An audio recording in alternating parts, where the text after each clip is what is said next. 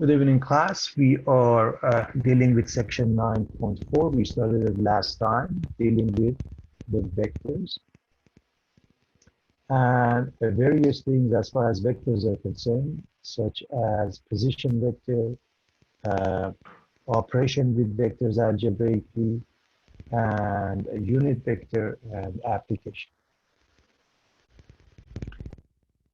So make sure you're comfortable with trig identities, polar coordinates, how they work, the relationship between a rectangular and polar grids is very simple, and polar format. When you want to write something, the relationship is that x squared plus y squared equals r squared, and x is r cosine theta, and y is r sine theta. Okay, so we can go from one format to the next. Various graphs were discussed, and also it was mentioned that all of them really can be put together by a simple process of plotting pairs. That's all you have to do. Complex plane, the Noir's theorem, okay, finding complex roots. Basically, you will write the complex number z, which is a plus bi. That's what we learned in basic algebra. And now we can say a plus bi or x plus yi. It makes no difference. It's the same thing, class. X is the real part, y is the imaginary part, okay? And x and y are both real numbers. It's just yi, if you will. And the way we set them up, we use the same rectangular system, if you will. Now the x-axis is called the real axis and the y-axis is called the imaginary axis. It's really not a big deal. And a shorthand notation for that would be in polar format, z equals r cis theta. C stands for cosine, so r cosine theta, okay, plus or sine theta times I, if you will, where I by definition is square root of negative. We started looking at vectors and compared a few things here, a line versus a line segment, okay, versus a directed line segment, which is known as a vector. Vector has, magnitude and direction.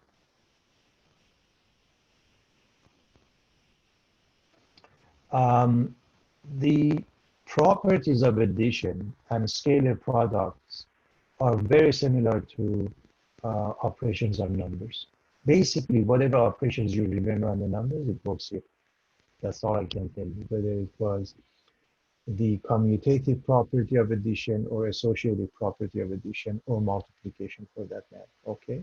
Now, of course, it's important to know when it comes to multiplication, we're talking about scalar multiplication.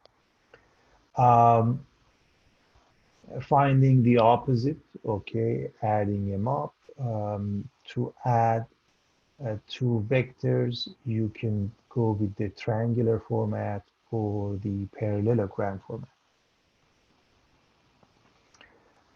A vector is identical to another one if they have the same direction and magnitude. So you can put it anywhere in the space, it is considered to be identical. So with that being the case, when you want to add and subtract, you can move it accordingly, okay? The magnitude of a vector, okay, is equal to the square root of a squared plus b squared if we represent a vector as ai plus bj, okay, algebraic representation, ai plus bj or a comma b. They call that sort of brackets. The less sign and the greater sign is used here. The terminology is brackets, although brackets look different. So this was discussed, okay? And so as far as a unit vector is concerned, a unit vector is the vector that has a magnitude equal to 1. that would be a unit vector. And a couple of famous unit vectors are the I and J vectors. Okay, so I is along the X and J is along the Y axis. So the same properties that we discussed continues here when it comes to addition, dealing with the addition of vectors using algebraic format. Okay, so when you add up vectors, you add up their components along the x-axis, component along the y-axis, they get added up. The magnitude was discussed. Okay, and a vector in general can be the product of its magnitude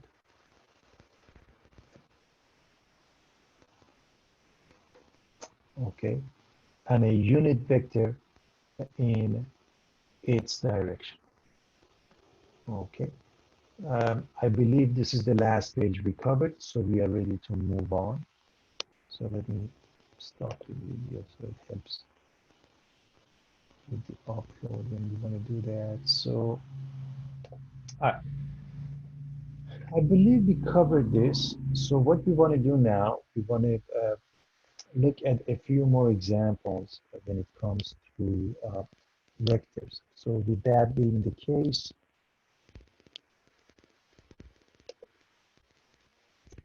again, we are repeating the same thing in essence, okay? We have a vector with initial and terminal points, okay? So the way we come up with the position vector, okay? If the first one, P, has coordinates x sub 1 and y sub 1, if a point has coordinates x sub 1 and y sub 1, and Q has coordinates x sub 2 and y sub 2, it's the coordinates of the second minus the first. The coordinates of the Q minus the coordinates of P, okay?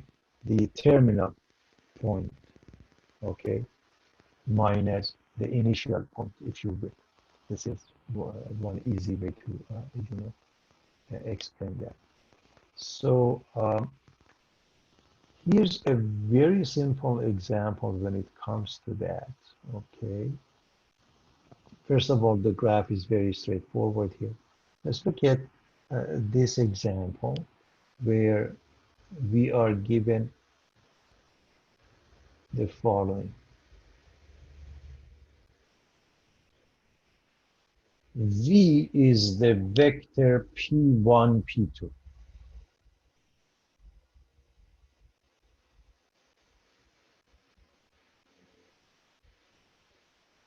P1 has coordinates negative 1, 2, and P2 has the coordinates 4, 6. So this is your terminal point, TP, I'm going to go for short, okay? And this is your initial point, IP for short.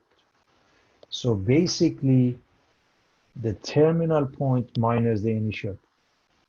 That's all there is to it. So you subtract their x coordinates, you subtract their y coordinates, and that's your vector. Okay, so 4 minus 1, 6 minus 2, and you simplify. And there you have it. And the same thing is explained at the bottom. Okay, so if we are given a couple of pairs, one represents the initial point, one represents the terminal point.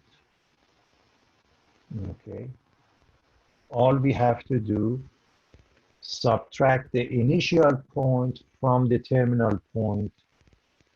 X gets subtracted from X, Y gets subtracted from the Y, and you have the answer. Okay, and of course, if you were to graph it, it looks like that.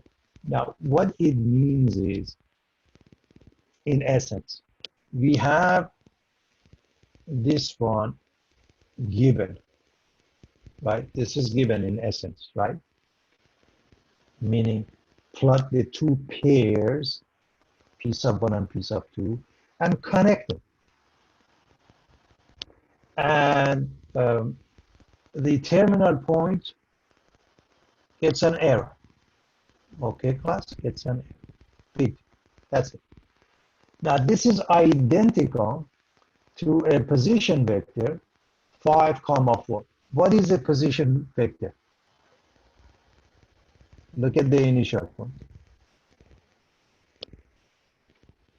The initial point is located at 0, 0. So I want to make sure everybody understands what we mean by the position vector one more time. If we are given the initial and the terminal points of a vector, we can find a position vector. A position vector is a vector whose initial point is at the origin 0, 0. That's all. And again, two vectors are identical if they have the same magnitude and direction. Direction means they are parallel, okay? And they are referring to the same direction because, you know, two opposite ones can be parallel as well. So I hope this is clear. If we get this, a lot of things become nice and easy as we go from here forward. Okay, so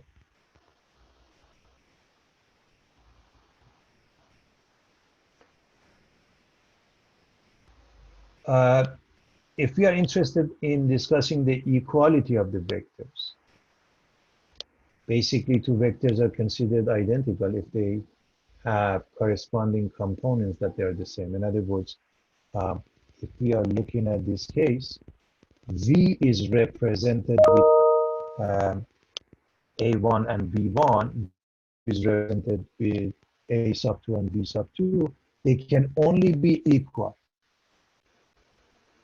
Equality can only happen if A1 is equal to A2 and B1 is equal to B. Okay. And so the next thing that we want to discuss is the unit vectors. Again, we have discussed the synopsis of all of this. Now we are, you know, expanding on that and taking a little bit more time on that. So what are unit vectors? Along the x-axis is the I vector. Look at the I vector. Starts at 0, 0, ends up with 1, 0.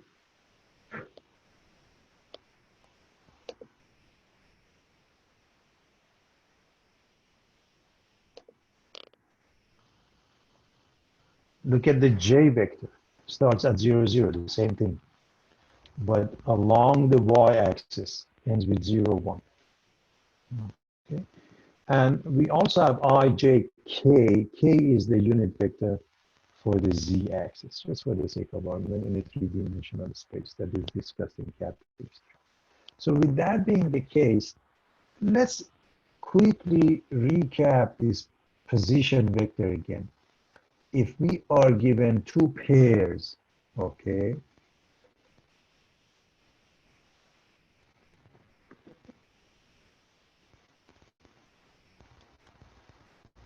P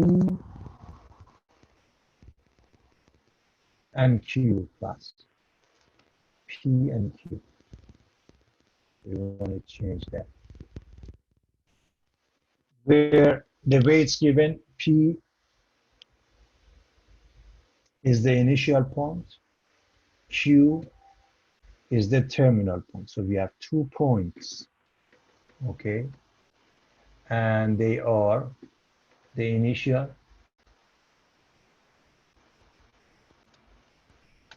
and terminal points.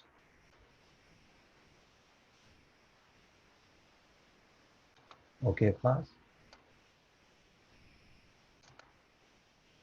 We want to see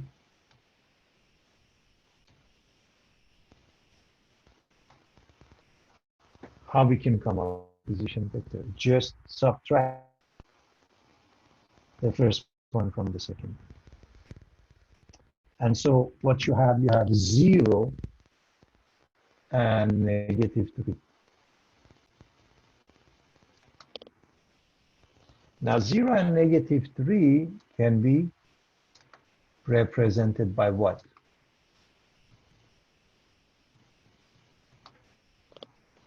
-3j. You can write this as 0 I minus 3j or just -3j. So I want to make sure everybody understands what that means. Minus 3j, that means it's pointing downward along the y-axis and going 3 units down. Okay, that's the idea. Look at the j. J is located at 0, 1. -3j really refers to the terminal point being at 0, -3. Okay, in other words, let me use a different color. So if I were to extend this, would be 1 and 2 and 3.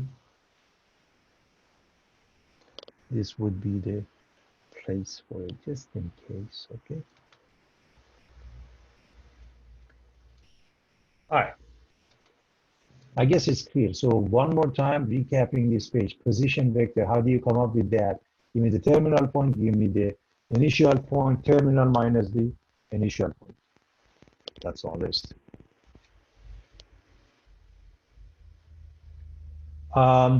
Again, we are reminding everyone about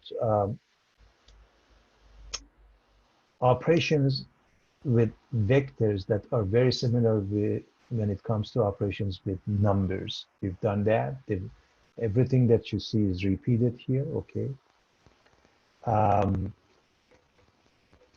So we basically add two vectors by adding their what? Components. And if you look at the bottom, the illustration really is interesting. It tells us this concept and how it works, okay? So you want to add up two vectors, just add up their components. For the sake of argument, is one of them is A1, B1, one of them is A2, B2. You just add A1 and A2 to get A1 plus A2. The same thing happens for B1 and B2.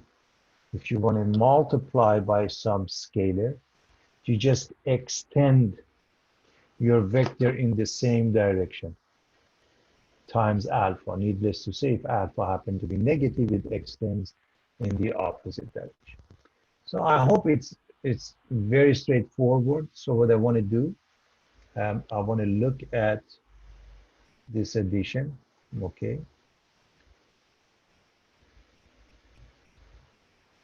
By starting with the following example. V is given, W is given. And this is algebraically. And when I say algebraically, we can give them as a pair. Okay, this is the same thing, for example.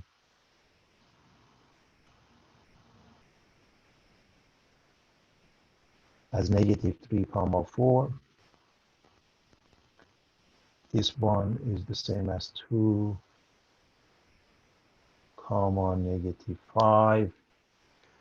So if you want to add them up, just add them up algebraically, meaning what? Add their components, okay? So, all right, so we want to add them up. You can even think about adding like terms. You can even think about adding like terms. These two are like terms.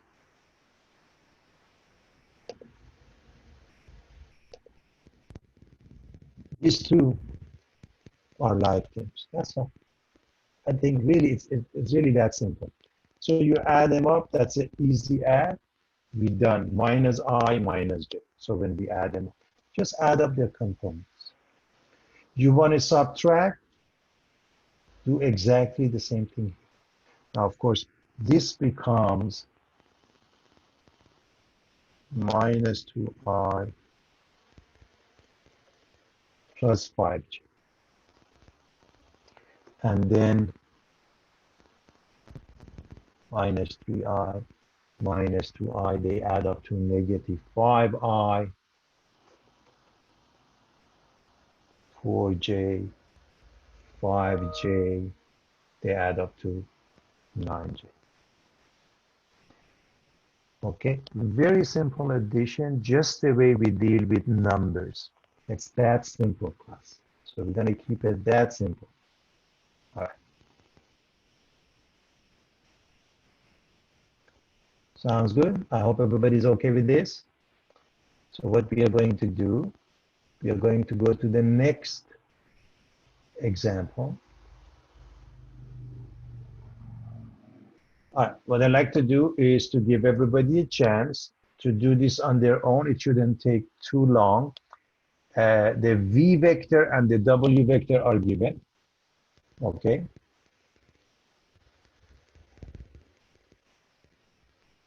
All right, the same as before. Now let's find A, B, C. I'm going to pause the recording, give you a chance to do that.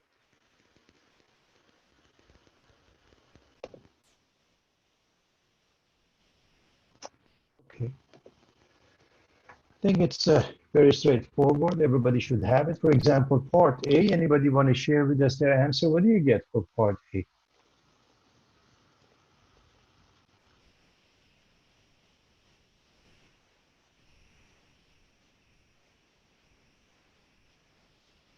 Negative 9, Oh. comma 12. That's it. You just multiply it by 3. It's that simple, right? Does that make sense, everybody? Yeah. What about part B? Anybody has the answer for us?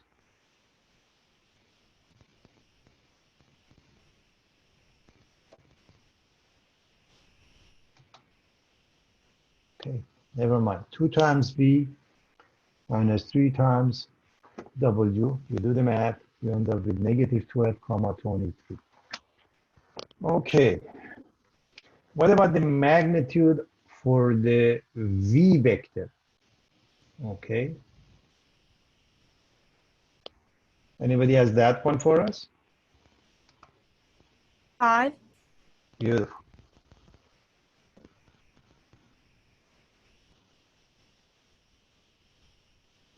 Okay. Just basically square each component. Okay. In the case of a V, you square negative 3 and you square 4. Add them up. In the case of W, you square 2, you square 5, you add them up. You take a root. That's the final step. Very straightforward. I hope everybody's comfortable with that, so we can move on. Here's the next one.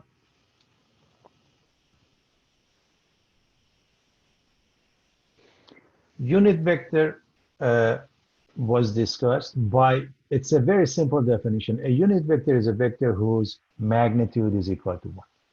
Okay. And by the way, if somebody says, okay, is this a unit vector? That means they're asking you to prove it. All you have to do, calculate the magnitude and show it is 1. So is this a unit vector? Or if you come up with a unit vector, you should check. Okay, you should check. That's the idea behind it. So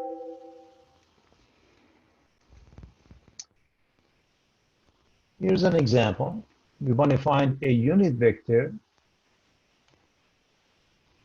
in the same direction for the vector v, which is having components negative 3 and 4, or you can say it's negative 3i plus 4j. Okay, so basically you're looking for this. In order for you to come up with that, first and foremost, the magnitude. Okay, you have to come up with the magnitude. Again, we are looking at the same v, okay, if you will. We've already calculated the magnitude was 5. Everybody remembers that, right? So this was the magnitude. We got it in the previous step, previous page. Now we are going to use this. What does it mean? Divide the vector by 5. What does it mean? Divide every component by 5. Divide every component by 5. Now, when you do that, class, in case we made a mistake somewhere, what do? We check. How do we check it? We come up with the magnitude of this vector, okay, and it must be 1.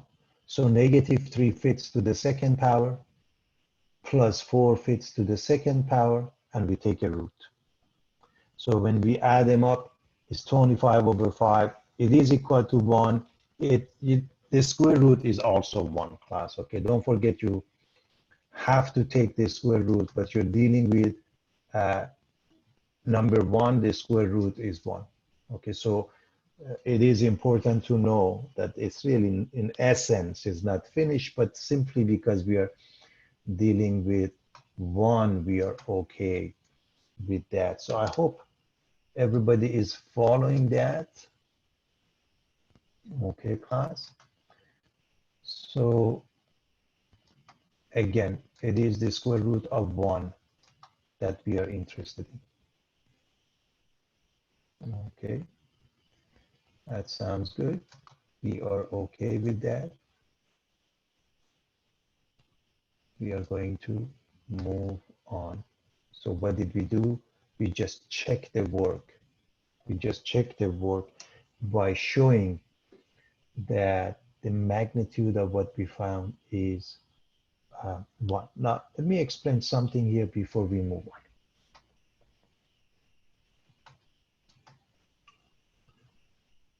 If you look at this vector, everybody, look at this vector.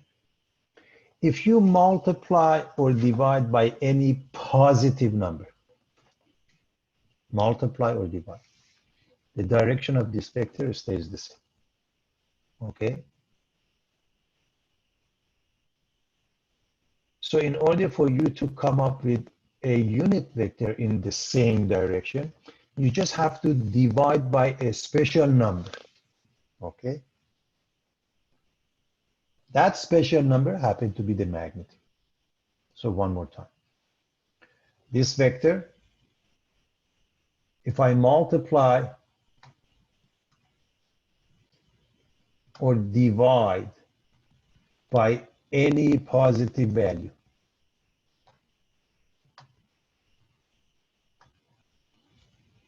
I get the same direction as this vector. I hope you see that. Okay, class? So basically,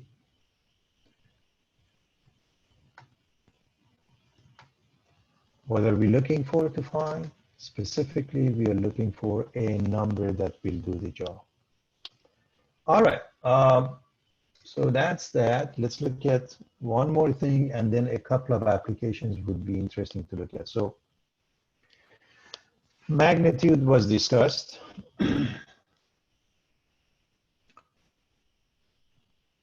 Direction, we are looking at alpha. That is the direction.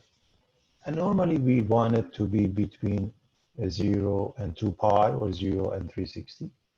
Okay. So in that case, the vector is equal to this. The magnitude times cosine alpha I plus sine alpha j. I and j are just the unit vectors along the x and y axis. Cosine alpha and sine alpha, as you recall, cosine corresponds to x, sine corresponds to y. It's very straightforward, okay? So here's a question. We want to find the direction angle of this one, okay? In other words, we want this angle alpha. Are you with me? So why don't we just quickly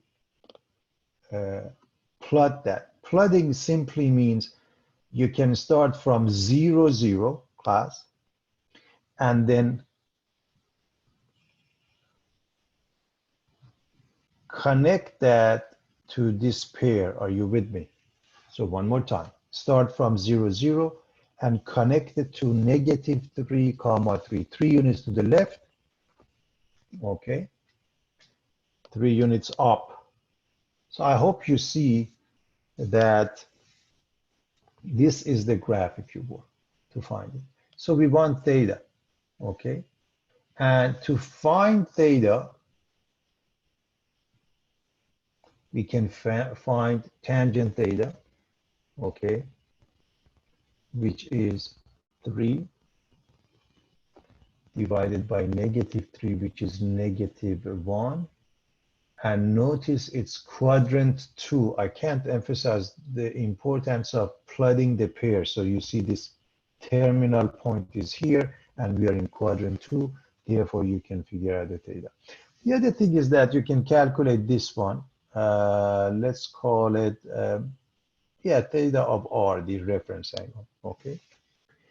And this one is 3 over 3 because, you know, the opposite is 3, the adjacent is 3, so it's 1. So that one being 45 degrees subtracted from 180, and you get 135. So however you do that, however you find this, it's fine, as long as you're careful with that, okay? Sounds good, everybody?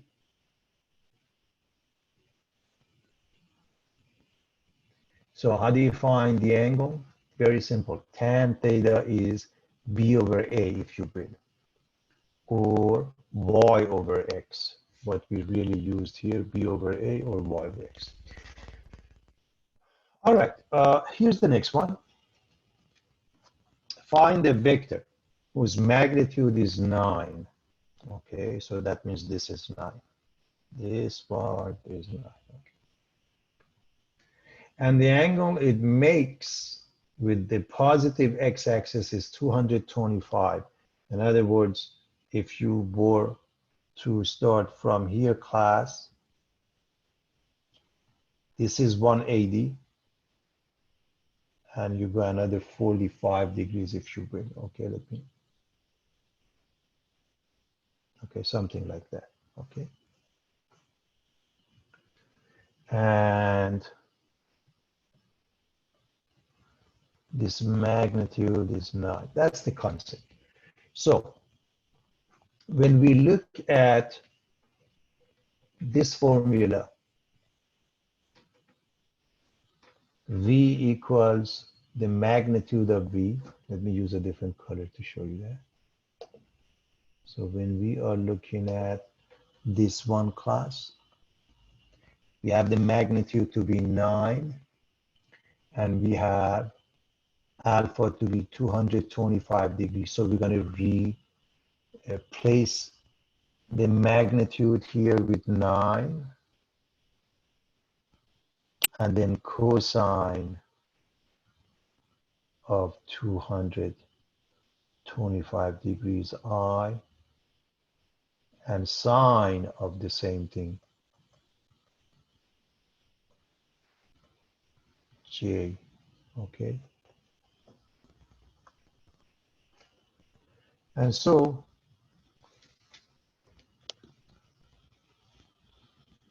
this is what we get. Remember, in the third quadrant, both sine and cosine are negative, and both are the same as 45 degrees negative. So that means both of them are square root of 2 over 2, but both are negative. So that's how you arrive at the answer. All right, class, I hope this is good. I hope you're fine with that, because I want to go look at a couple of interesting applications. That's really the reason we learn it, and I hope you enjoy. Is everybody okay and done with this? Okay. Yeah. Excellent.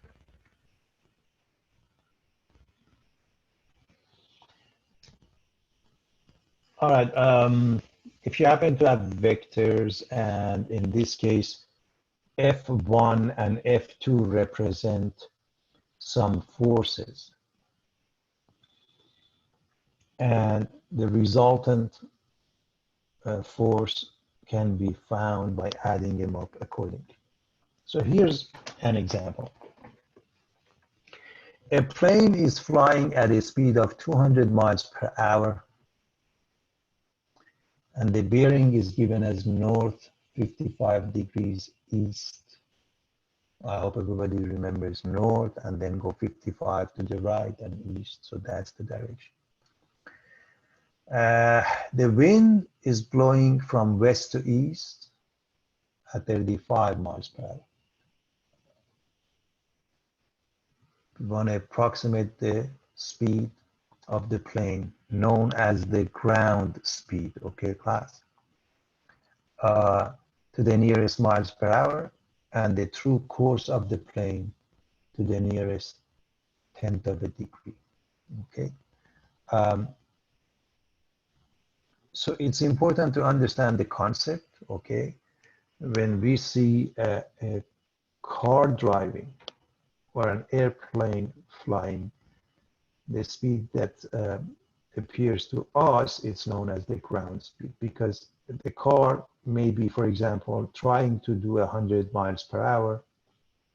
The wind is blowing against it, and it forces it to go really 70 miles per hour. That's the concept, okay? So with that being the case, the first thing is the drawing. So north 55 degree east, okay, looks like that. Everybody remembers that, right? Okay. So this is north.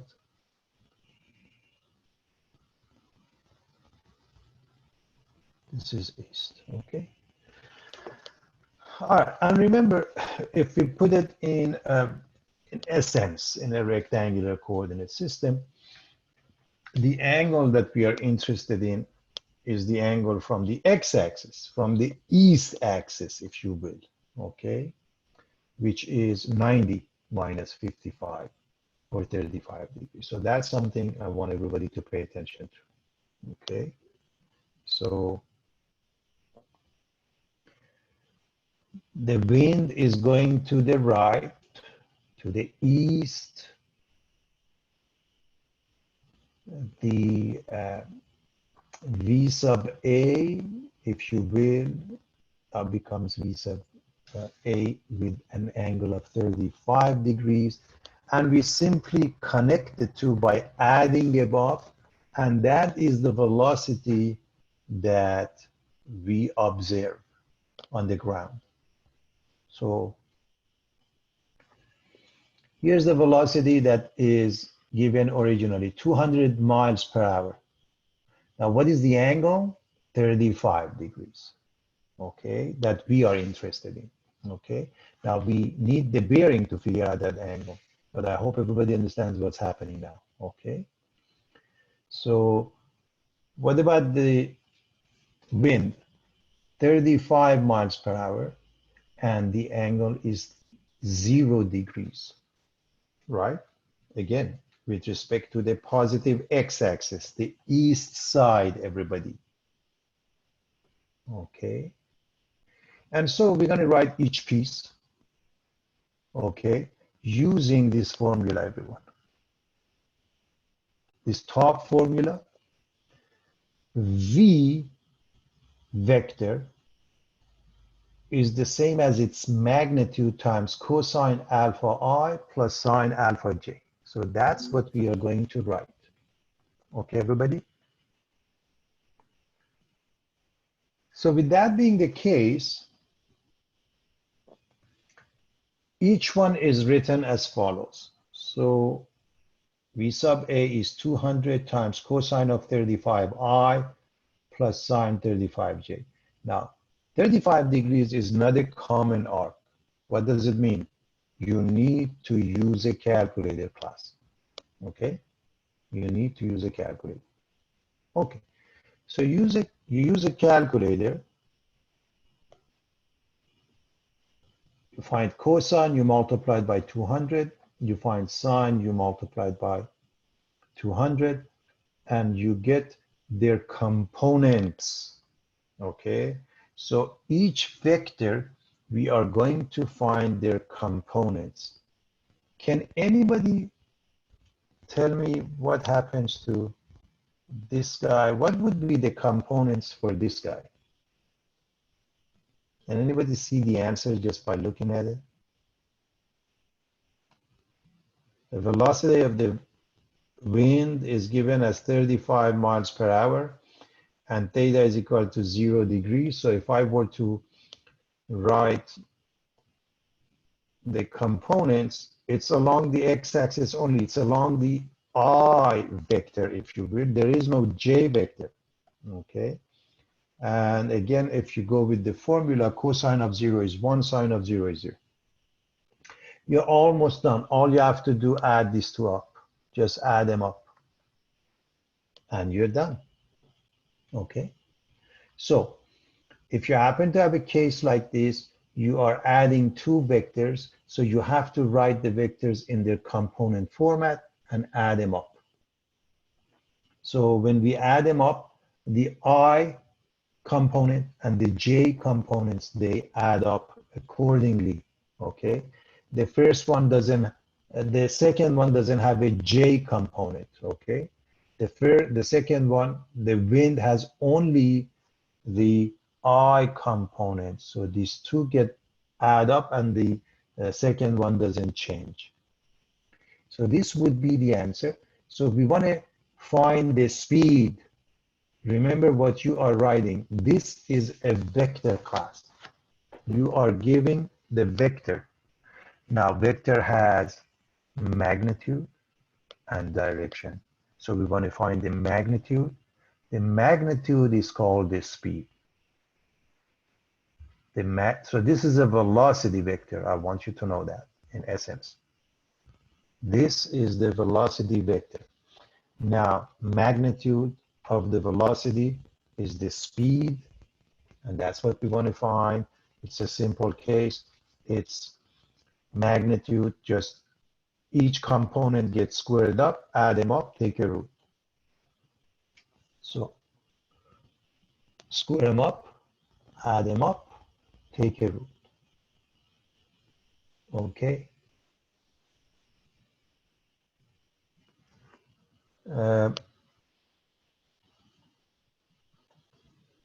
I think I didn't do the math. You can, somebody can do that, or maybe I can quickly try to do that and give you the answer. Let's see, what do we get here when we square this?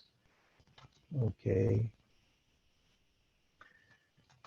So we're going to square that first number, and we are going to add to it the second one squared.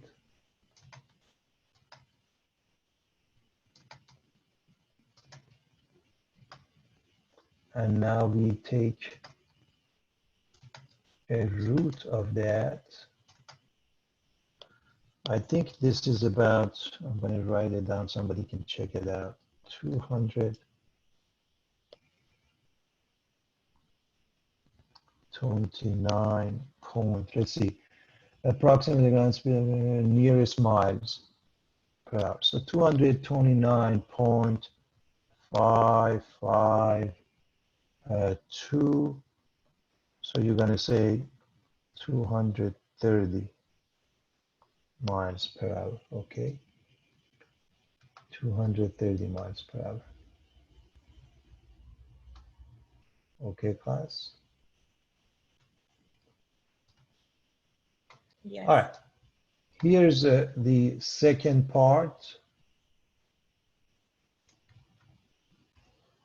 Now, tan theta is of interest to us. We find it to be about 30 degrees. It says nearest tenth of a degree. You have to figure it out. Maybe it's like 29.97, and it becomes about 30 degrees. You can double check that. But in any event, I hope the concept is straightforward. I'd like to move on to the next example. So I picked up a couple of interesting examples for you. This is regarding velocity, again, from physics, okay? So you can find the speed and you can find the bearing, okay? So that basically means this one. Let me use a different color. This is not going to cut it.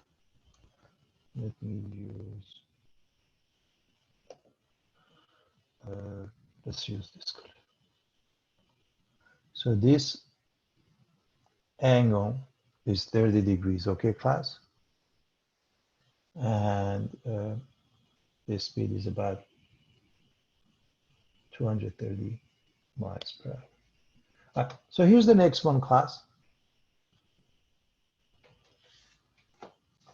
230 miles per hour, north, 60 degrees east. It is important to know if that angle is 30 degrees, they want the true course of the plane to the nearest tenth of a degree. And the reason it becomes 60 degrees because I need a different color. And if this one was 30 degrees, this is 60 degrees, okay.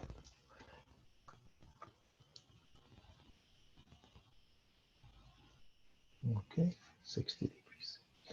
All right, so having said that, I believe we are ready for the next one. Sorry, why do we get the 60 degrees? Because, okay, let's go back to the question. The question is asking for the bearing, if you will.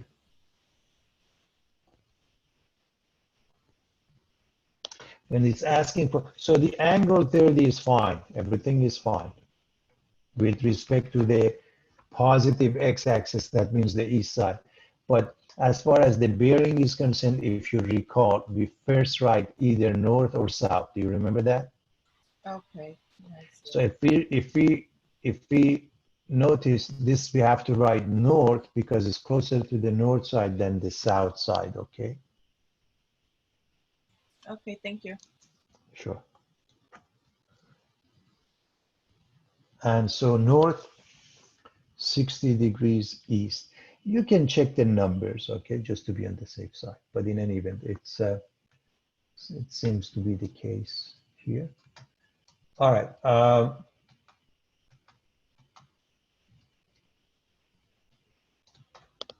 Could somebody read this question for us, please? A box that weighs 1,200 pounds is suspended by 2 cables as shown. Find the tension in each cable.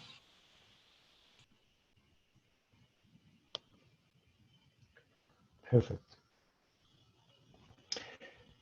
Thank you so much. Okay, if you were to solve this in physics, it's important to come up with the proper diagram, okay? It's called free body diagram, okay? Depending on the text, they may call it differently, okay? But, you know, this is fine. Let me pause the recording for a second. I think I need to fix something.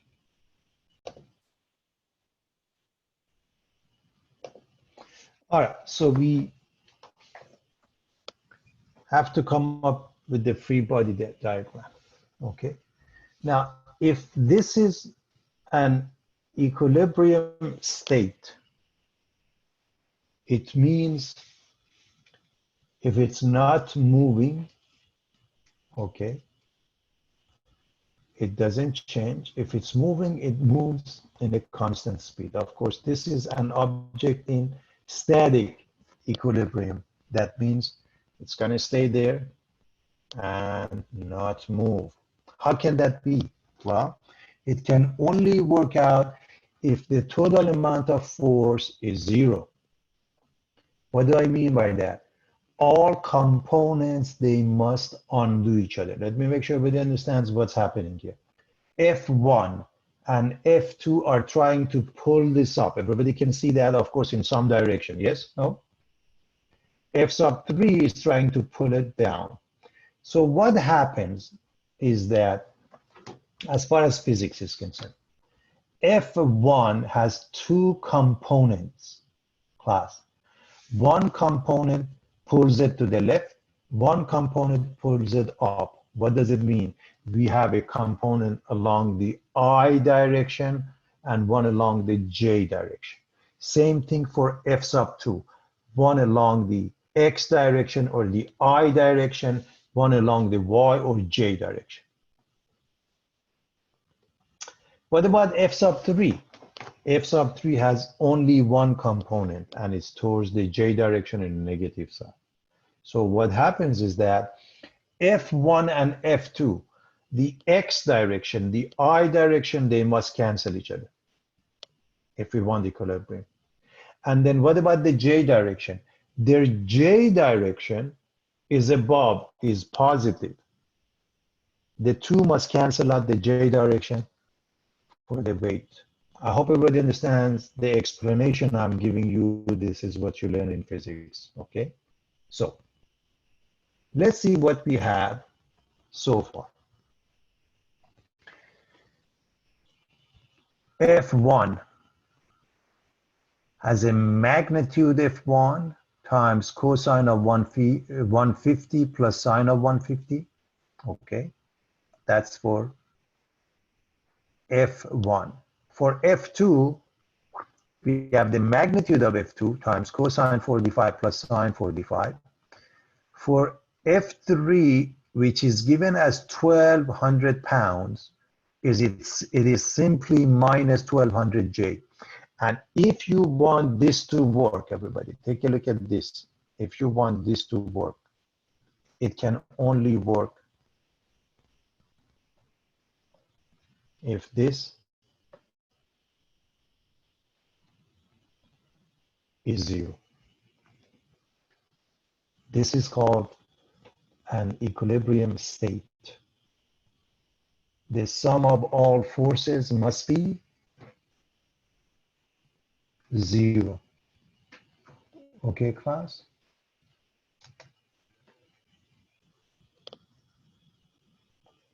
All right. So let's write F1 plus F2 plus F3 equals 0. Now, just add them all up. Add them all up. That's all you have to do. Add them all up. So here's a formula that you'll see in physics. I want you to pay attention to that. Summation of F equals 0 means summation of F sub I is 0. That means all the forces in the I direction, in the X direction must be 0. Summation of F sub J equal to 0. That means the sum of all forces in the J direction, in the Y axis direction must also be 0. Okay? So what does it mean? Everything involving I, so take a look. Let me use a different color here.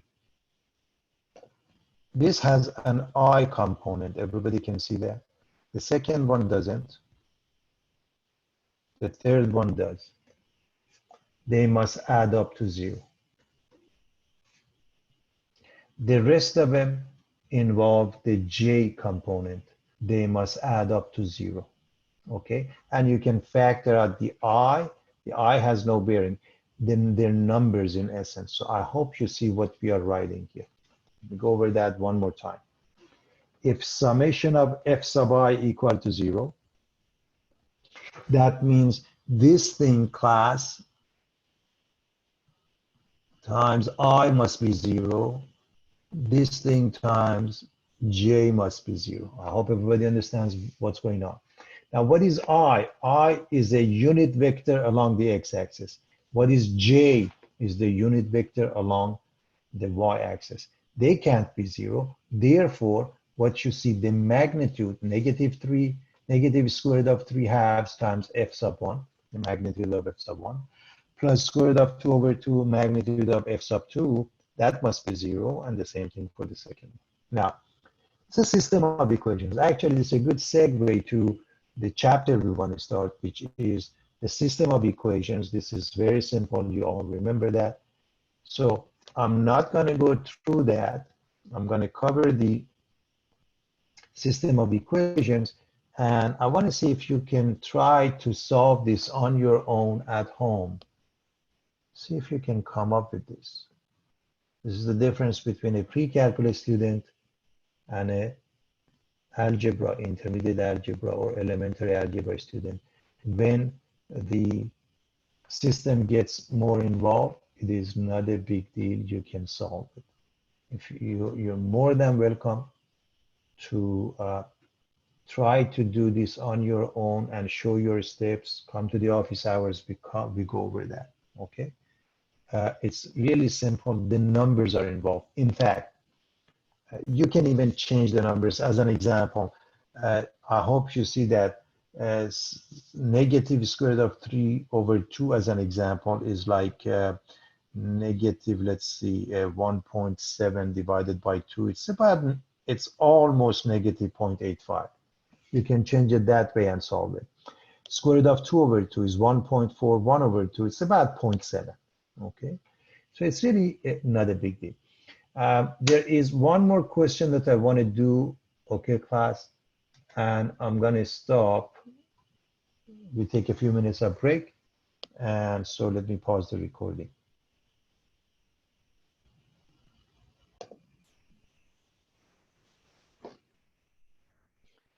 All right, could somebody read the question for us, please? This is the last question of the section, please. Could somebody read that?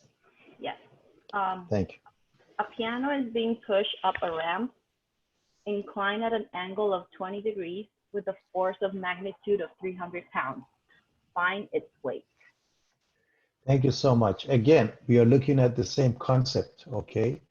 The balancing act, if you will. That's extremely important to understand what's happening here. So let's see what is given, okay? The weight is given, okay? No, my apologies. The force that is given here, the force that we push up, if you will, F sub 2 is given. And if you look at the components, it's extremely important to understand how the weight, gives us the components. The weight is always going down. Let me just hide this. Class, anytime you're dealing with the weight is always, it's a different color here. The weight is always in the negative j direction. I want you to know that, as far as the direction is concerned, okay? Now, if the incline is this way, okay, then you have to make a 90-degree angle. So what are those? This is called the normal force in physics, okay? The one that is perpendicular to the, ramp, in this case, is called the normal, all right? And of course, we are pushing it at a specific angle, whatever it might be, 20 degrees, 30 degrees, 50 degrees, who cares, okay? But the normal force, okay, what it does, it can undo the friction force, class, okay? All right, so with that being the case, the weight creates two components, okay? And one of them is the normal force, okay? And one of them is going to undo the pushing, if you will. So let's see what is given. So we are going in this direction. So theta is 20 degrees. F1, the magnitude of that is the weight. the magnitude of this force, which is showing at point A, is the same as F sub 2, and that is 300 pounds. That's what we are pushing at an angle of 20 degrees. So the very first thing you need to notice is the following.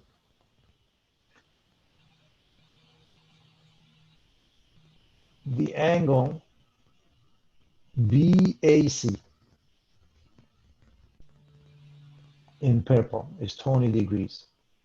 The angle DBE also is 20 degrees. And what I want you to see, it's extremely important that you see that. The one that was given was this one. This was given, class. Okay? This was given. Take a look. This is the inclined angle. But this was not given.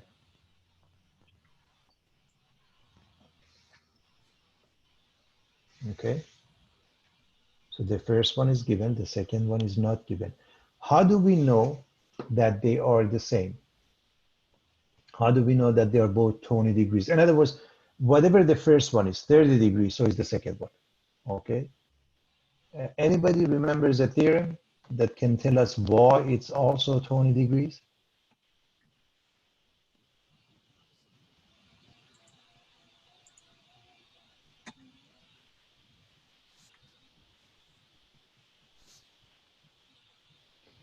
If you happen to have two triangles where the sides are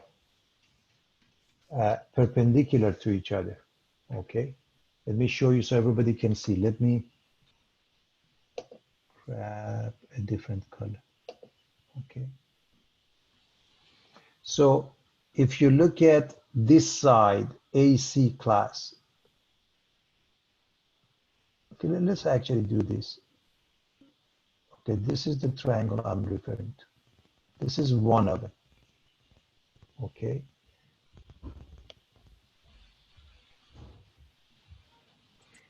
And let's see if I can come up with a different color here. Let's say maybe this does that, okay? And look at this angle, this one.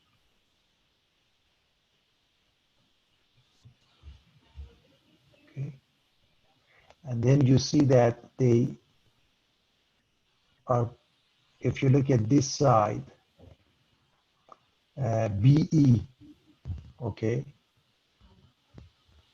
is perpendicular to AB. You follow what I'm saying? This is the notation for perpendicular, okay? That means they make a 90-degree angle, okay? And then BD is perpendicular. BD is perpendicular to AC. Okay. That's why the two angles are identical, the two are similar. Okay, so that's as far as geometry is concerned, and the proof why we are claiming the angle that is not given is 20 degrees. Okay, so I wanted you to see that. Okay, that wasn't really the question here, but I wanted you to see that if you're doing a physics question and that angle is not given and you got to come up with that, you should know that they are the same. Okay. Now we're practically done. All we have to do, use the sign, which is the opposite over the hypotenuse. So if you look at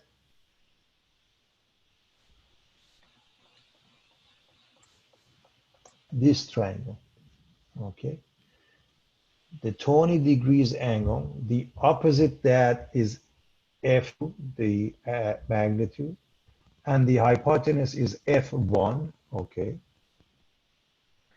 and F2, the magnitude is 300, okay, and F1 is the weight, okay. So the cross product will do the job, and you divide by sine 20 when you do that. Okay, so if you want the in between class, you would write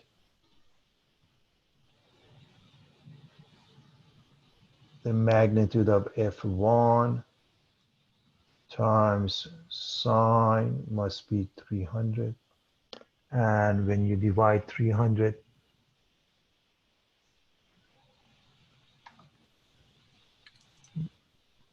then you can come up with the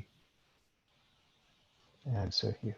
Okay, when you divide 300 pounds by sine 20, remember sine 20 is less than 1/2. That's why you end up with a larger number than 300. I hope it's clear. We are going to go to the next section. And this is the end of the story as far as the exam is concerned. And we will discuss the exam towards the end. Sounds good? Although the exam is next week, right, class? Yeah. It's Okay. on But this, something. yeah. So the exam covers up to here. It's 521. We'll discuss it anyway. So I'm assuming we are done. So I want to go to the next chapter and the next section.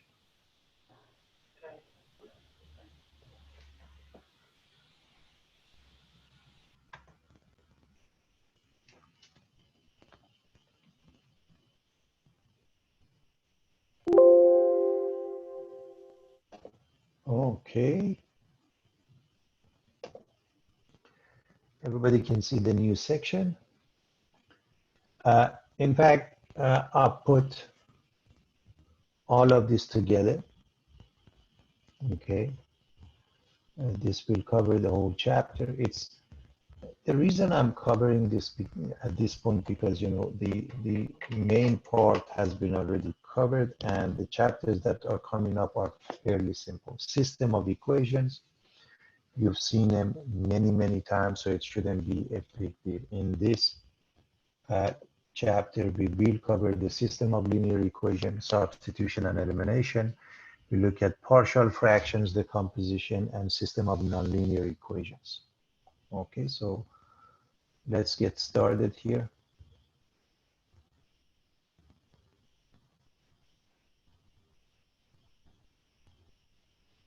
Let me hide this so it makes it easier for you to see what we are doing here. Let's put it in slide mode. So we are going to look at solving systems of equations, inequalities, and partial fractions. Okay. First, this is a very simple, chapter, starting with a system of equations. Everybody remembers the definition is very simple. When you have more than one equation, it becomes a system. If you happen to have two equations, the answer would be a pair if there is an answer, okay? And so a simple way to get this started, okay?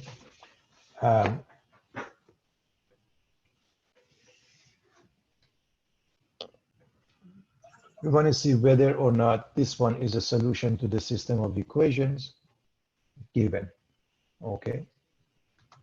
So here's the system. And we want to see whether or not this is going to work out.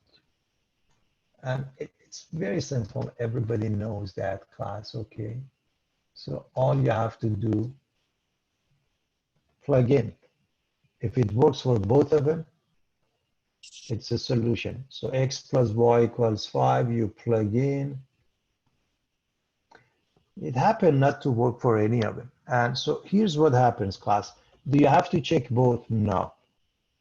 As long as one of them fails, you're done. I want you to know that, okay? If one of them fails, you're done. You don't have to do both. This is extremely important to understand. When you are solving for it, when you're showing something is a solution, as long as it works for both, that works. Otherwise, it doesn't. Therefore, to show it works, you have to check each and every one of them. But to show it doesn't work, as long as it fails for one of them, you're done. End of this story. Now, type subsystem. What do we remember from before? We have three situations. We may have a solution, a unique solution class. Okay.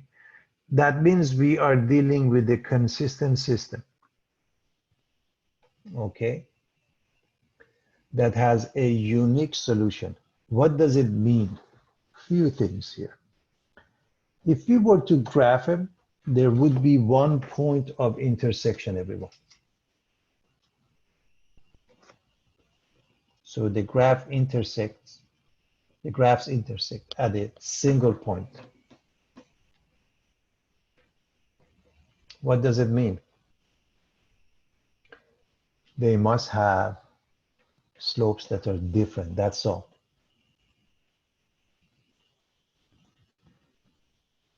Inconsistent system. The two lines, if you were to graph the two lines, they're parallel. What does it mean? They have equal slopes.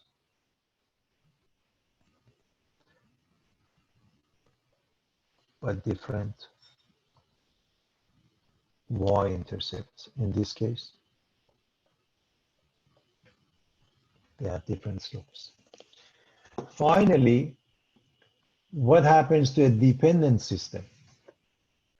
A dependent system is the one that really, in essence, you have one line and one line only, so they coincide. If you were to graph them, they are at top of each other. So what does it mean? Not only they have equal slopes, they also have equal y-intercepts. Okay, class? All right, so I hope this stuff is coming back to us, very straightforward, okay? So basically, by looking at it from the point of view of slope-intercept, we should have an answer. Okay, class? Does that make sense? Everybody okay with that? All right, we're going to move on.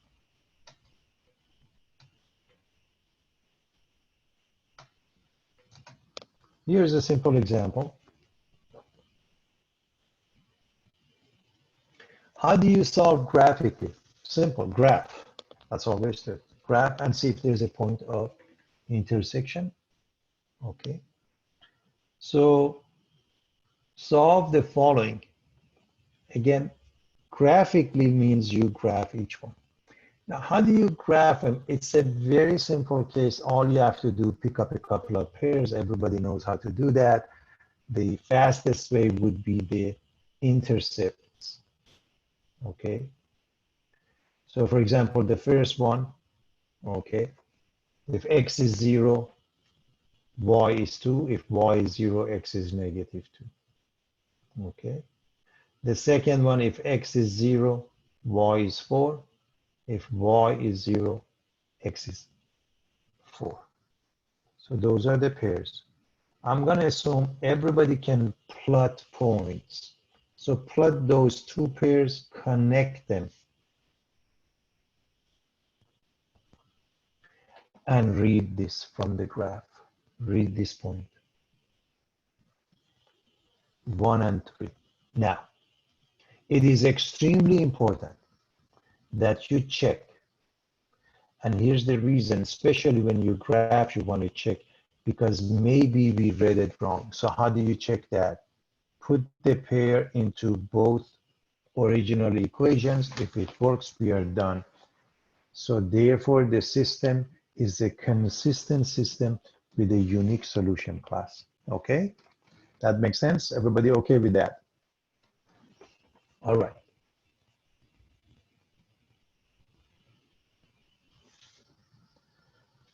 I'm not going to look at more examples of this class. It's simply put, graph the two lines. Big deal. Okay? You know how to do that. So I'm going to assume everybody's okay with that. Now, if you want to look at it without solving, you want to find out what's going on. You have to solve for y. put it in slope-intercept form, and see the relationship between their slopes. If their slopes are different, then it's a consistent system. All right. Now, this is asking for a substitution method, but honestly, you have, I think, enough experience to know that anyways, that's the best choice. Why is that? When one of them is given in this format, okay? Or if it's not, but the coefficient of x or y, one of them is either 1 or -1, you can do the substitution. Why am I saying coefficient is 1? Because if it's not 1 and you want to solve for x and y, can it be done? Absolutely. Absolutely. Should you do it that way? No. Why not? Because in that case, it takes longer to solve when you create a fraction. So all you have to do, replace the x in the first equation with 1 minus y. Okay? So 4 times x becomes 4 times 1 minus y plus 5y, and you're done. Okay, there's really not much to it. I'm showing you all the steps. You don't need all those steps. Okay, it should be very simple. So y becomes 4. Now, you can put that into any of those equations. For example, we put it into the easy one, the second one, and gives us x. Now, are we done? Absolutely not. I can't emphasize this enough. No, you must check. You must check. How do you check that? We use the second equation to come up with x. Now you must put it into the first equation to check. If it works, we found the answer. So it's extremely important to do this properly. Okay, class? So anytime you're solving a system, check and recheck. So whenever you get to the final answer, it's a good practice to write it as a pair. Again, when you're doing the homework or the exam, doing a MOM, my open math, whatever they ask you.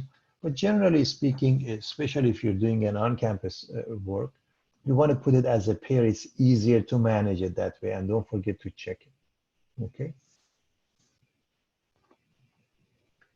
Sounds good? Mm-hmm. All right, class. So let's do that.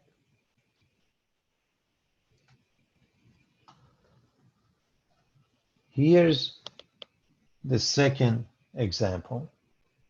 And it's simply put, even if it's not asking for the substitution, you put this into the second equation. It's a simple process. It's very straightforward. Okay.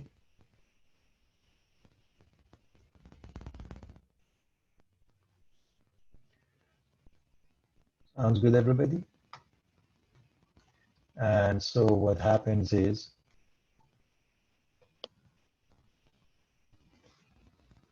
oh, okay.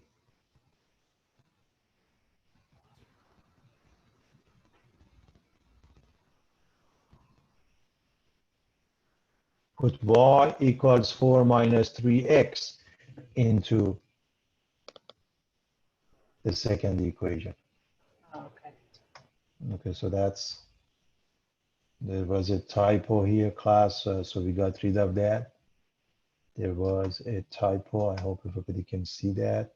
So you want to, I've changed it for you, and when I post it again, when it's updated, it makes more sense then. Okay, and so now 6 minus 6x minus 2y equals minus 8. Replace the y with 4 minus 3x. Okay.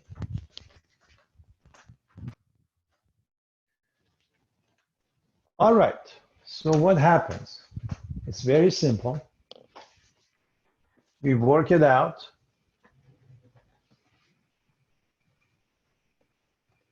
Everything cancels out. We can say minus 8 equals minus 8, or we can say 0 equals 0, or we can say 7 equals 7, or 2 equals 2. We just got what? We got either a true or false statement. I hope everybody knows it is a true statement, right? T standing for the true. Anytime you have a true statement, you're dealing with a dependent system with infinitely many solutions. You have an independent system. You have my apology, a dependent system with infinitely many solutions. Okay. Now, the way this is represented sometimes is as follows, class. Okay.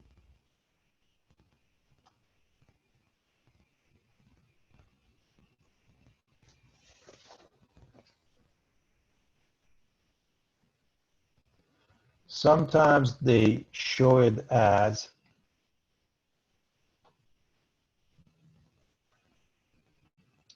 this is an identity, okay? So basically y equals, okay, and y equals 4 minus 3x. This is another way of writing the pair. That means what? Pick any x you want. The y coordinate is 4 minus 3 times that. So this is one way to represent the answer here. Okay, class? Sounds good? Okay, I hope it makes sense to everybody so we can. Just to confirm, this is on the instructions, it's y equals 4 minus 3x for x in the second equation? Yes, yes. Okay. See, y equals 4 minus 3x. So we're going to go and replace the y into the second equation. Look at this. This is, let's call this equation number 2. So this is equation number 2, right? Okay. Okay, thank you. Sure. And so we replace the y with 4 minus 3x. We go through the process. If it's a true statement, it's a dependent system with infinitely many solutions. If it's a false statement, for example, you end up with 0 equals 5, 1 equals negative 2, things of that nature, okay? Then it's an inconsistent system with no solutions, class. So the same thing can happen, something similar to this. I want to make sure everybody understands what I'm talking about here. If instead of a true statement, you end up with a false statement, okay? So if we end up with an F or false statement, for example, as an example of that, 0 equals, I don't know, negative 1. Then you have no solutions. The notation for no solutions is phi. You are dealing with an inconsistent system that has no solutions. All right. This is to refresh your memory about things that you have seen in previous courses. So I'm going to move on and look at an addition method. Okay, class? And in both cases, if you end up with a true statement, it's a dependent system with infinitely many solutions. If you end up with a false statement, it's an inconsistent system which has no solutions. All right.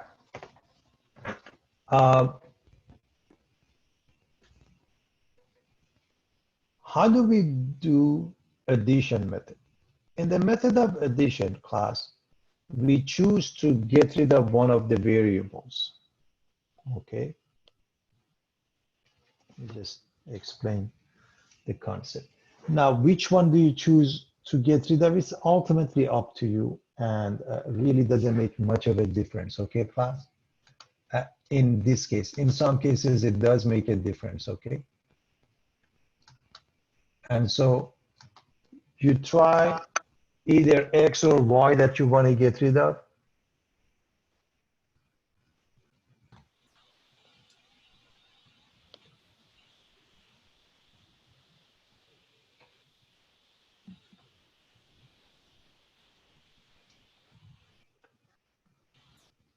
So in this case, before we do that, If you want to get rid of X class, you can multiply the top by 3 and the bottom by 4, one of them negative. Let me make sure everybody understands what's happening. We want to choose a variable to eliminate, in which case we have to come up with the coefficients that are opposites. So if you want to get rid of X, if you multiply this one by 3 and this one by 4, and I'm going to put a negative sign, meaning it really doesn't matter you want to go with -3 or -4. One of them has to be negative to undo each other. That takes care of the business. If you want to get rid of the Y, the top has to be multiplied by 2. The bottom has to be multiplied by 5. One of them negative. Again, which one? Your choice. So, if we multiply the top by 2 and the bottom by -5, this is what we get. Okay, class?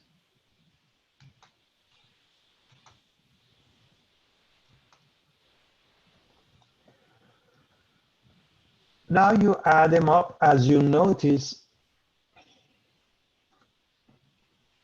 they cancel each other. We end up with -7x equals -7, x equals 1. Now, you use one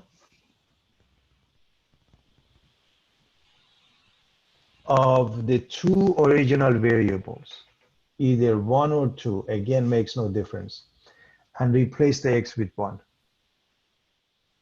So we are using the first one. We finish the job, simple math, y equals -3. So again, which equation did we use? Number 1. Are we done? No. You've got to check your book. So the pair is this. Now, how do you check that? You have to check that with the equation that was not used. Remember, this was equation 1. We used the first equation to come up with the missing second variable, in this case, y. So now you have to check with the second equation to make sure you're in good shape. I'm going to move on. Is everybody clear on that? Mm-hmm. Yes. So, in short, the process is this. Choose a variable to eliminate. In this case, it was y. Then multiply both equations by numbers that make that term, okay? So they add up to additive inverse, that means opposites. That is the process, class. Okay, and again, you've seen all of this before. I want to just remind you of another example, which is a word problem now, okay? Using the system of equations. Could somebody read the question, please? A chemist needs 6 liters of a 30% solution sulfuric acid. How many liters 16% solution and 72% solution must be mixed to get the proper mixture? Excellent, thank you so much. Well, this is a mixture problem, and it always has to be done accordingly. So I want to get this started myself. I want to show you the way I approach this, so it will always be a table that you need. So the table is as follows. You have a percentage, volume, and I'm going to say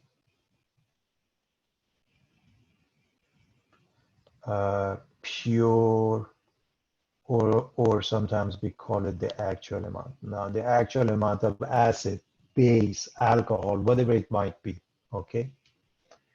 And so in this case, let's see what we need. We need 6 liters of a 30% solution and we have a 16%. So what we have is a 16% solution. What we have is a 72% solution. But what we need is the mixture, which is a 30% solution. And how much of it do we need? 6 liters. So take a look at the setup here, class. This is how you start any class of problem known as mixture problem.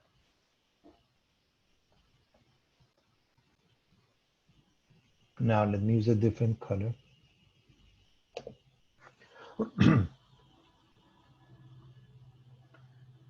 Or actually, that wasn't good.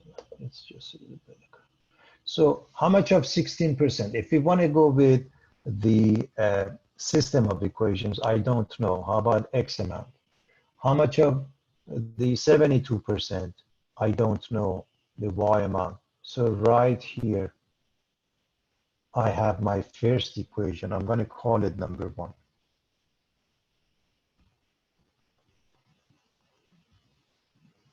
Okay. Now, what is the pure amount or the actual amount? If something is 16% solution, 16% acid, base, you name it, that means only 16% of it is pure. The rest is not, and it's normally water. So with that being the case, the product of the first 2 columns is the pure amount, 0.16x, 0.72y, 0.3 times 6. And they add up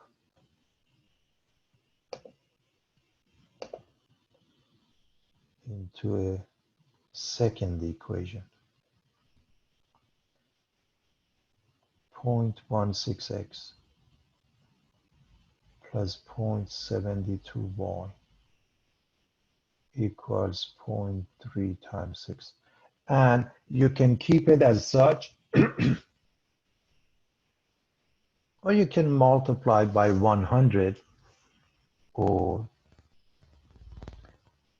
multiply by 100.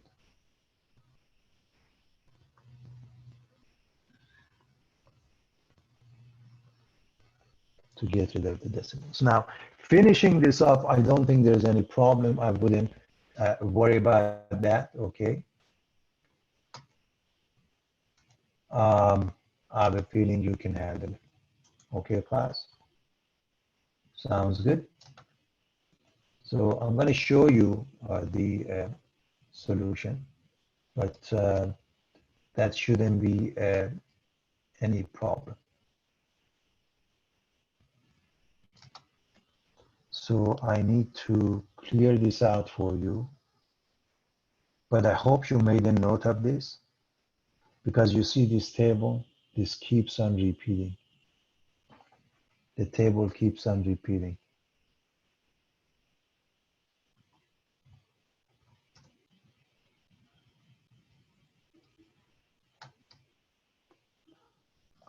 So let me clean up so you can see the solution that I have for you. Same thing, okay? But I just wanted to show you the setup for any table that you do whenever it comes to a mixture problem.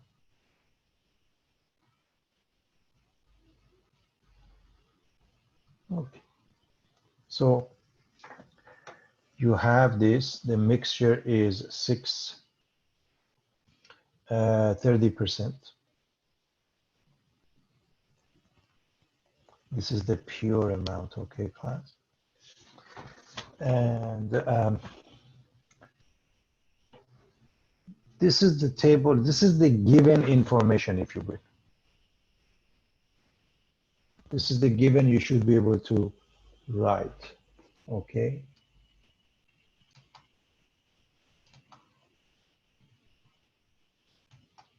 All right, you plug in X and Y, you do this, and those are the 2 equations. You may have a hard time seeing the, you know, end of it, I had done that for you, 0.3 times 0.6. Okay, so this is equal to, okay, 0.3 times 6. In other words, this is the one, okay? And I hope you know this is 1.8. This is a simple process. Everybody can handle this. I wouldn't worry about that. So you go through the process. Substitution is easy way to handle this. And you end up with X being 4.5 liters. So this is a simple process, class, or at least I hope it is simple, okay?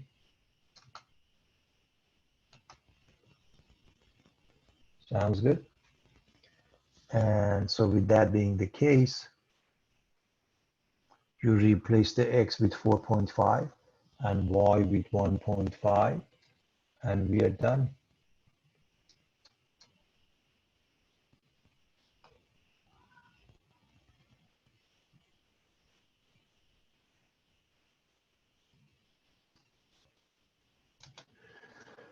All right, let's go to the next example. Let's look at more examples of this concept. I'm hoping everybody has an easy time with the addition method, substitution method. The purpose of this question was really just to be able to set this up. That's all I'm interested in, because I can't imagine anybody having any problem finishing this up. We just want to make sure we can set this up accordingly. It shouldn't be a big deal for anyone, okay?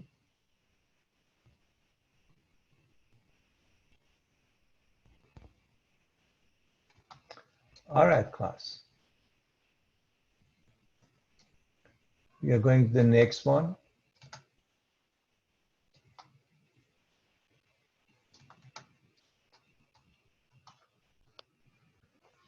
Could somebody read this question for us, please? A rectangular table with a length twice its width is being designed.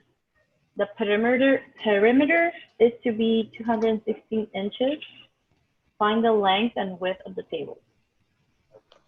Thank you so much. So again, a very straightforward situation. All you have to do, set this up accordingly, starting with translation, okay? We know that L is 2W because it says so, okay? Right here. And then we should know the perimeter P is 2L plus 2W. Practically, you're done.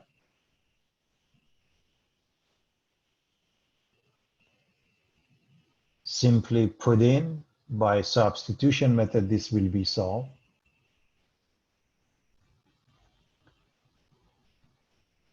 We have two equations. Here's the system. Replace the first into the second equation and you're done. 2L, replace the L with 2W. You get 4 and 2, 6W equals 216 divided by 6. So what is the length? 36 times 2. Now, needless to say, you have to check. Okay, class? So here's your width, here's your length. So how do you check it? Well, 36 plus 72 times 2 must be 216. Or add them up times 2, or each one times 2, add them up, however you want to put that, okay? All right. Very straightforward, not a big deal. We are going to move on, everybody. I want to look at a system which involves 3 variables. Having 2 variables shouldn't be a problem by now. You should be very comfortable with it. Sounds good, everybody? Okay.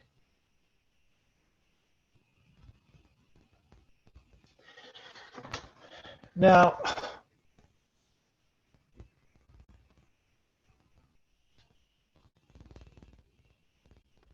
what happens when we are dealing with a three-dimensional space, okay? In other words,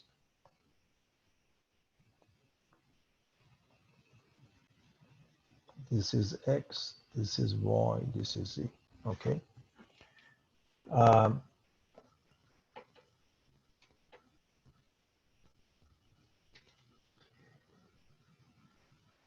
If we have a linear equation in 3 variables, now instead of saying an ordered pair, it's an ordered triple. X, Y, Z, A, B, C, you name it, okay? And just like a line that has infinitely many solutions, one line, remember, if you want to graph a line, what do? You pick up a couple of pairs and you graph them. Normally intercepts are the best choice, the best choices, if you will. And so same thing happens here. You have infinitely many answers, okay? If you happen to have a system, then things are different. So what happens if we are looking at the system? Well, just as it would for the system of equations in 2 variables, we may have a unique solution. In short, it happens when they all come together at one point. We may have no solutions. That means first of all, it is important to know that a linear equation represents a plane, okay? So there may be 3 planes that are parallel, or somehow they are stacked that they don't, come together. 2 of them are parallel, if you will. And there could be that they come together in one line representing infinitely many solutions. So just as before, we could have a consistent system. A consistent system is the one that has a unique solution. So there's one point of intersection, okay? If you look at the corner of your room, and that would be an example of that, okay? A dependent system is the same thing when we have infinitely many solutions. So how could that happen? Well, it really could happen in a couple of different ways. One of them is like this. They come together when you look at them, there is one line in common, everybody. Okay, fine. That can happen, okay? Or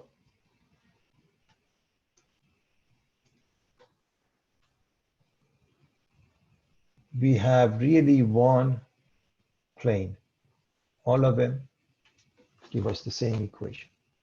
So we have a dependent system with infinitely many solutions, or we have a consistent system that has a single solution. The difference is because it's a 3-dimensional space, now things are a little bit different, okay, class? So with that being the case,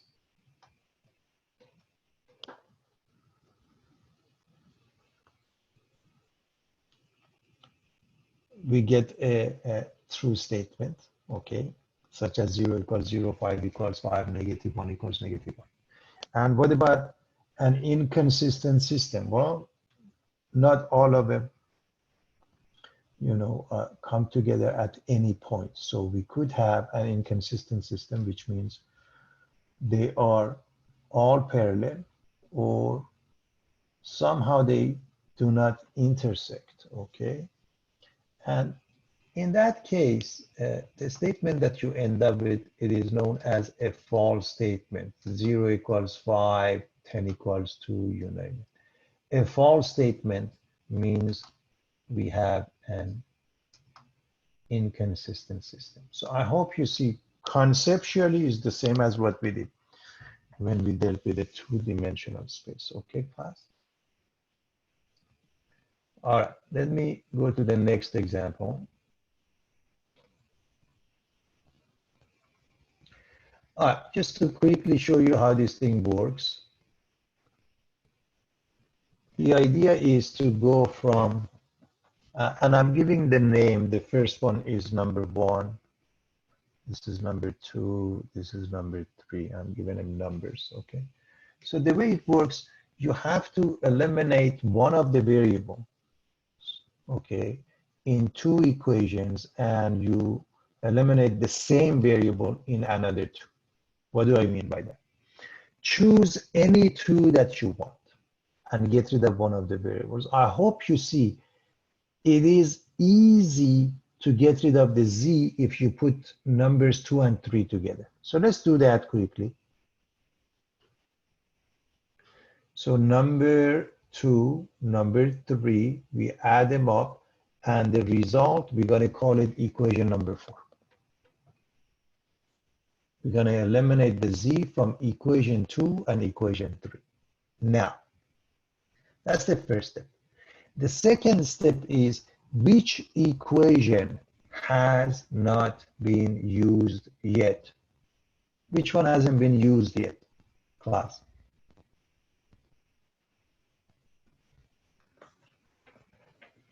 One. Okay, perfect. So number 1 hasn't been used. We must use that. Now, when you want to use number 1, which one do you have to use with it? Number 2 or number 3? Your choice. Makes no difference. The only choice you do not have is number 1. You must use number 1. Why? It hasn't been used yet. So you use number 1 with one of the other two to get rid of the same variable. Okay? It is easy to see that equation number 2 has negative z. If we multiply it by 6, we'll do the job. I hope you see the first one remains. The second one, we multiply by number 6. And now we end up with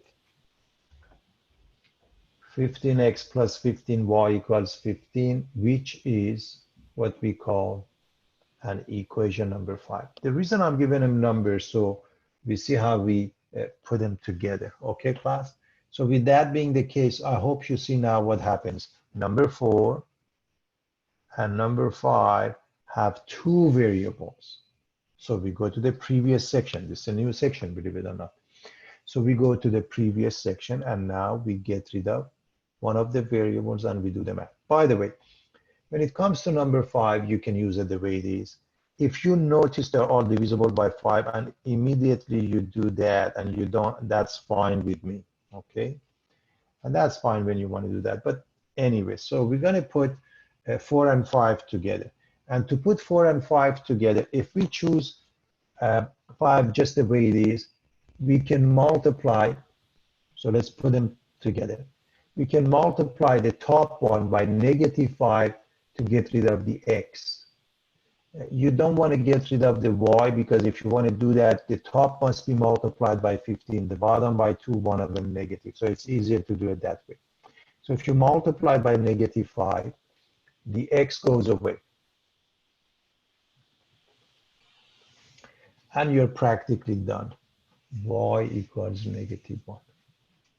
Now y equals negative 1, that means now you choose either equation number 4 or equation number 5, because both of them have only two variables. And you solve for x. So we just write it here so we see what we have so far. We have x, we have y, and we need to find the z. So how do we find the z? Any of the original equations will do the job. And I hope you see clearly the last one is the easiest.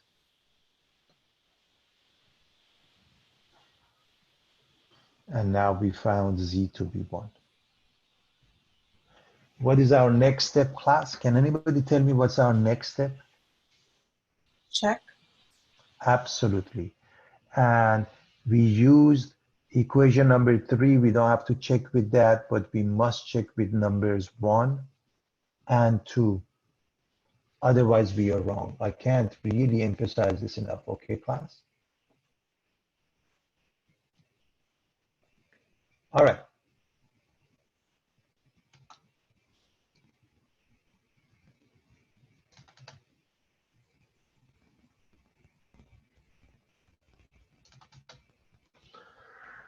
Here's the next one.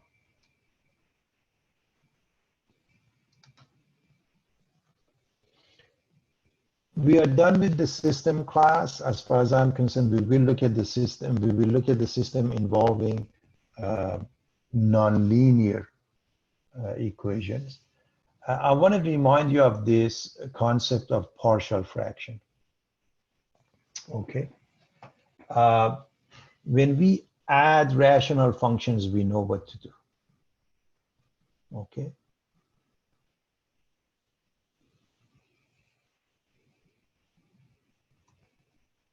What is partial fraction is the reverse process. So we know how to go from here to here. We know how to add, but we are interested in the reverse process, known as partial fraction. Why are we interested in that? It has a lot of applications, including applications in calculus, where we can find the integral of a function that cannot be done otherwise. Okay, sounds good. Everybody okay with that? You should have had some idea about partial fraction, but we will spend enough time to get comfortable with it here. All right. I want to really explain this by going over a few examples, okay? But understanding the general idea is that first you have to have a proper fraction, meaning what? You have to divide the top by the bottom, and you got to make sure the degree of the numerator is less than the degree of the denominator, because if it's larger, you do long division, okay? You have a portion which is a quotient, okay, and then you deal with the fractional portion. If the degree is equal, the same thing, you must divide first, long division, and it gives you something that is probably a whole number, okay, and then the fractional portion. So that's how it works, okay? So if x minus r is a linear factor, okay, then x minus r to the power of m is the highest power of x minus r that divides g of x, then we can find it and write it in this format, okay? And this is in case we don't have linear factors that are distinct, okay? Sometimes we may have a quadratic factor that cannot be reduced, okay? It remains, okay? And we will consider those also. But what is the real process that makes this doable? Let's do that by looking at a very simple example to get us started, rather than spending time reading this and not getting much out of it. So I want to go directly into a couple of examples. Do see if I can do one or two examples for you, at least one, and we take it from here. So here's a very simple example. We want to decompose this using partial fraction. The very first step says, okay, it has to be a proper fraction. And this is not. How do you know this is not a proper fraction? Can anybody tell me?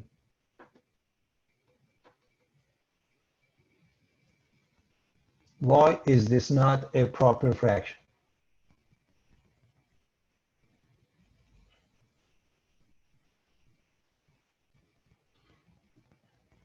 Okay, so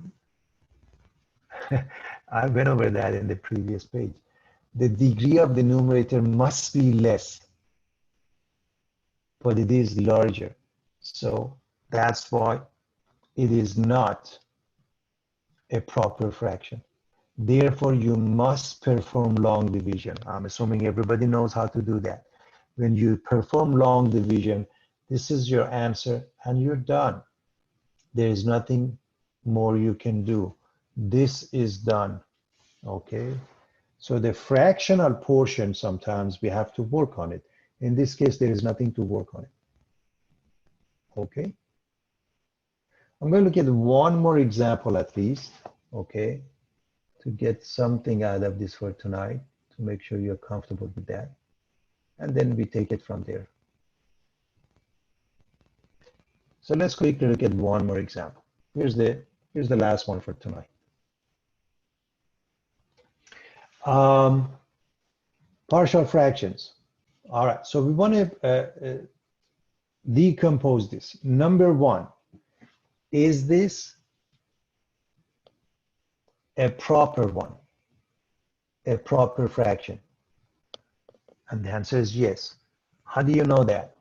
The degree of the numerator is smaller. Okay, then what do? Very simple. You have to factor the denominator. I'm assuming everybody can do that. Everybody can see x comes out. And then the rest of it you can do the factoring easily. I'm assuming nobody has any problem with factoring. All right, so with that being the case, I want to show you how we rewrite this. We write the original fraction as 3 fractions. Notice the denominators are linear factors and they are distinct. That's extremely important. What does it mean? This is different than this is different than. They are completely different. So this would be the answer. Now, how do we arrive at ABC? Okay, we do the cross product, or we multiply both sides by LCD, which is x times 2x minus 1 times x plus 2. I hope everybody can see what happens here. Okay, so if I multiply both sides by this denominator here, x times 2x minus 1 times x plus 2, the fraction on the left has no more denominator. What happens to the right?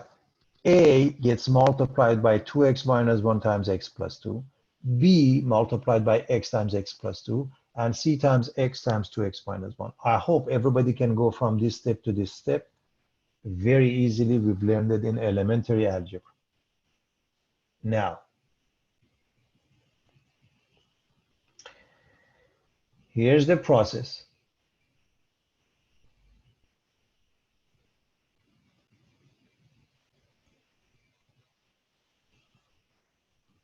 You multiply the right side and you put them in order.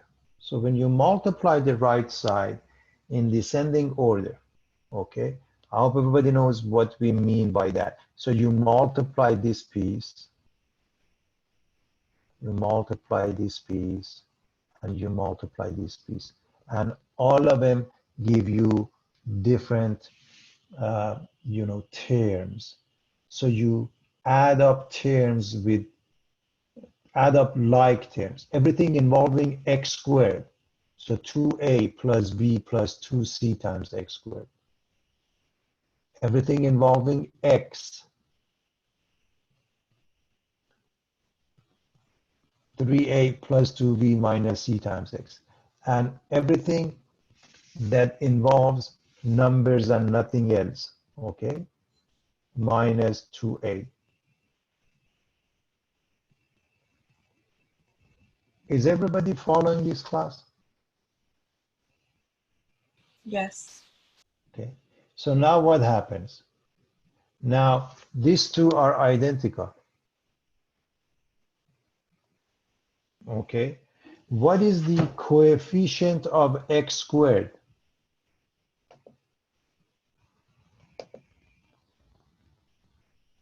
One. So this must be equal to 1. What is the coefficient of x? 2. 2. This must be 2. What is the constant? -1. This must be -1. And so this is the system that you need to solve. So A, and this is a simple system you can solve. I'm going to assume you can solve.